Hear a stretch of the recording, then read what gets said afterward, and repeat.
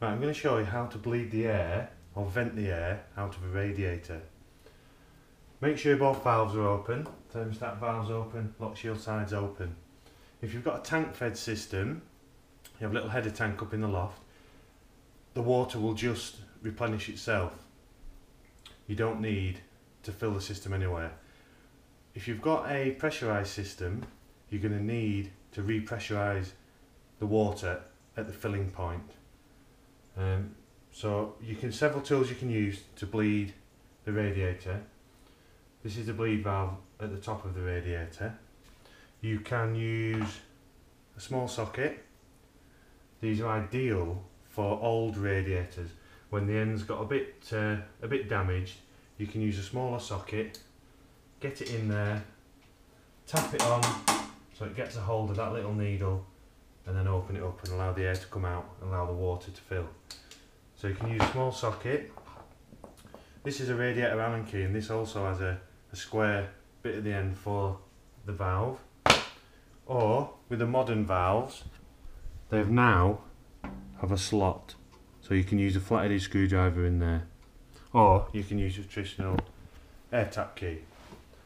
So this is a pressurised system, so once I've vented it, I'll need to make sure the pressure's topped up. I just need a bit of toilet paper or kitchen roll. A bit of toilet paper just to catch the overspill of water. So there's a little hole in the plastic bit, which is where the air is going to come out of, and eventually the water. So I'll put my tissue over that bit, put my socket over the valve and open it until I start to hear it hissing. You can hear the air coming out. If I shut that, that's easy with a socket. Flat-headed screwdriver, that goes into that slot.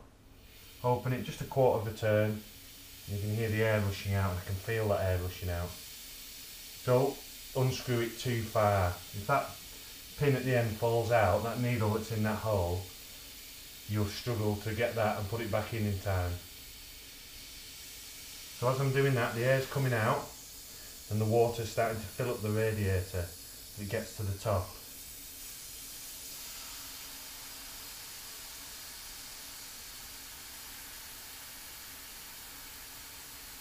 As I say, with the tank fed system, it'll just be replenishing itself all the time.